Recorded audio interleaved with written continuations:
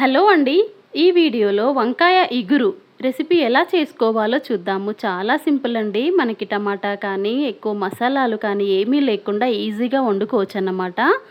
So ఈ curry వండడానికైతే stove పైన గిన్నె పెట్టేసి ఒక 3 టేబుల్ స్పూన్ల నూనె వేయాలి. నూనె వేడెక్కిన తర్వాత పావు టీ స్పూన్ ఆవాలు, అర టీ స్పూన్ జీలకర్ర వేసి అవి చిటపటమన్నాక ఉల్లిపాయ, పచ్చిమిర్చి ముక్కలు వేయాలి. ఒక 4-5 పచ్చిమిర్చి, మీడియం సైజు ఉల్లిపాయలు. ఇవి వేగిన తర్వాత సగం దాకా వేగిన తర్వాత 1 టీ స్పూన్ అల్లం వెల్లుల్లి పేస్టు, కొంచెం కరివేపాకు వేసి మంచిగా వేయించుకోవాలి. ఇప్పుడు ఇవన్నీ బాగా వేగిన తర్వాత కట్ చేసి పెట్టుకున్న వంకాయ ముక్కలు వేయాలి.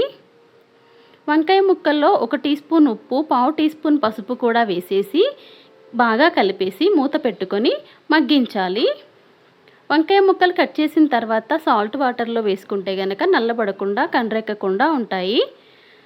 మధ్య మధ్యలో చెక్ చేసుకోవాలి. ఒక 3-4 నిమిషాల పాటు అలా మగ్గించుకోవాలి. మగ్గిన తర్వాత 1 టీ స్పూన్ కారము, 1 టీ స్పూన్ ధనియాల పొడి వేసి బాగా కలిపేసి మూత పెట్టి మరొక 2 నిమిషాల పాటు ఉడికించుకోవాలి. మధ్య మధ్యలో అయితే చెక్ చేసుకోవాలండి, అడుగంటకుండా. అంతే అండి. లేత వంకాయలు అయితే కనుక ఒక 4-5 నిమిషాల్లో మగ్గిపోతాయి, పెద్ద టైం ఏం పట్టదు. ఇంకా రెడీ అయిపోయిందండి వంకాయ ఇగురైతే. చివర్లో కొంచెం కొత్తిమీర ఆకు వేసేసుకొని స్టవ్ ఆఫ్ చేసుకుంటే అంతే. చాలా సింపుల్గా చేసుకునే వంకాయ ఇగురు రెడీ.